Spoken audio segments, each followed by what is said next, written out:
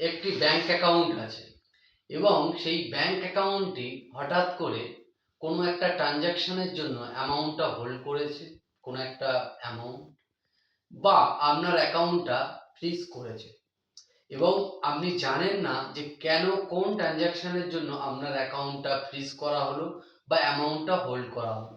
আপনি কি করবেন? চলুন জেনে নেওয়া যাক এই ভিডিওটা থেকে। এই ভিডিও সম্পূর্ণভাবে আপনাকে হেল্প করবে। আপনার অ্যাকাউন্ট যদি ডেবিট ফ্রিজ হয়ে যায় বা কোনো অ্যামাউন্ট যদি হোল্ড হয়ে থাকে, তাহলে আপনি কিভাবে সেই হোল্ডটাকে রিমুভ করবেন বা যে ফ্রিজ হয়ে আছে সেই ফ্রিজ অ্যাকাউন্টটাকে কিভাবে আনফ্রিজ করবেন। চলুন জেনে নেওয়া যাক। আজকাল এই ধরনের যে অ্যাকাউন্টের অ্যামাউন্ট হোল্ড বা ডেবিট ফ্রিজ, এটা একটি জেনারেল ব্যাপার হয়ে দাঁড়িয়েছে এই ডিজিটাল ইন্ডিয়ার যুগে।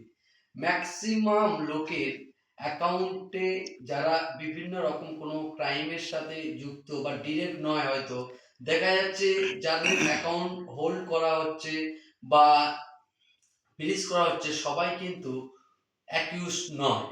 এখানে তারা অনেক সময় ভিকটিমও আছে, কিন্তু তাদের অ্যাকাউন্টটা কেউ হোল্ড করা হয়েছে বা ডেবিট ফ্রিজ করা হয়েছে। সেক্ষেত্রে ধরে নিন আপনার কোনো একটা অ্যাকাউন্টকে ফ্রিজ করেছে বা হোল্ড করেছে, আপনি কিন্তু কোনো রকম ক্রাইম করেননি, তো আপনি ভীষণ চিন্তায় থাকবেন। দেখুন, চিন্তা করার কোনো বিষয় নেই।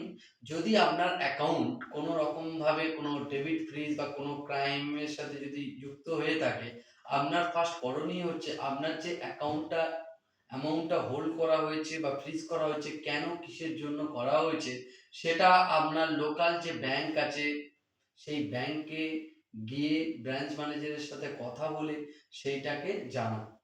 অনেক সময় দেখা যায় ব্যাংকে যাওয়ার পরে ব্রাঞ্চ ম্যানেজার প্রপার ভাবে আপনাকে গাইড করতে পারে না বা সাপোর্ট দিচ্ছে না। সেক্ষেত্রে আপনি ব্যাংকে একটা ইমেল করবেন। ইমেলের মাধ্যমে আপনি কিন্তু জানতে পারেন যে আপনার অ্যাকাউন্টটা কেন হোল্ড করা হয়েছে, কোন ট্রানজাকশনের জন্য, বা কেন ফ্রিজ করা হয়েছে।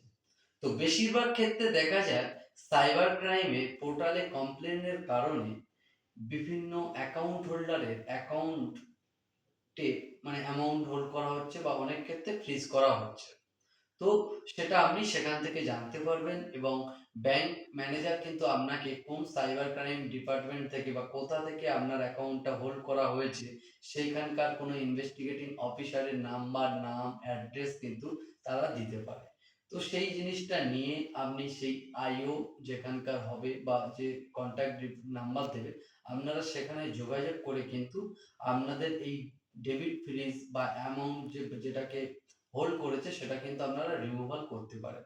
এবার অনেক সময় বলতে পারেন যে আমরা সেগুলো করেছি কিন্তু কোনো রকম ভাবে সলিউশন মিলছে না। সলিউশন মিলবে। সলিউশন মেলার জন্য আপনাকে কিছু আইনি টিপস জানতে হবে, যে টিপসের মাধ্যমে আপনি কিন্তু আপনার এই সমাধানটা করতে পারবেন। আপনাকে কি করণীয়?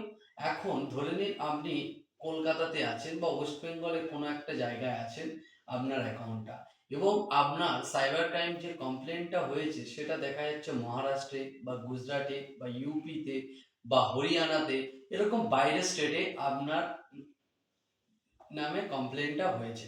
দেখাচ্ছে কমপ্লেন হয়তো ডিরেক্ট আপনার নামে না, কিন্তু আপনার অ্যাকাউন্টটা হোল্ড করেছে, যে সেখান থেকে কোনো একটা অ্যামাউন্ট আপনার অ্যাকাউন্টে এসছে, তার জন্য আপনার অ্যাকাউন্টটা হোল্ড করেছে। তো সেই জায়গা থেকে আপনার এখন পসিবল না সেখানে যাওয়া। আইওর সাথে আপনি কথা বললে হয়তো সেখানে যেতে বলবে, গিয়ে সেটা কমপ্লাই করতে বলবে এনকোয়ারির জন্য। তো আপনাদের করণীয় ইমিডিয়েট কোনো সাইবার ক্রাইম লয়ারের সাথে পরামর্শ করা এবং সেই সাইবার ক্রাইম লয়ারের লিগাল রিপ্রেজেন্টেশন করিয়ে কোর্টের মাধ্যমে আপনি কিন্তু আপনার রিমুভাল, মানে হোল্ডটাকে রিমুভ করতে পারেন এবং ফ্রিজটাকে আনফ্রিজ করতে পারেন। তো এইভাবে আপনারা আপনাদের হোল্ড অ্যাকাউন্ট আনহোল্ড করতে পারেন এবং ফ্রিজ অ্যাকাউন্ট আনফ্রিজ করতে পারেন। এবং আপনারা সতর্ক থাকবেন।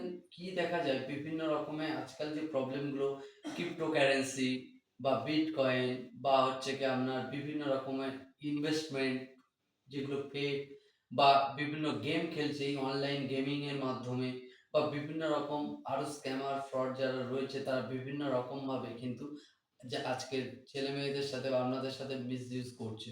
তো সেখানে আপনারা হয়তো টাকাটা অরিজিনালি দিচ্ছেন, বাট তারা যে অ্যাকাউন্টে টাকাটা পাঠাচ্ছে সেটা কোনো ফ্রড বা কোনো স্ক্যামের টাকা।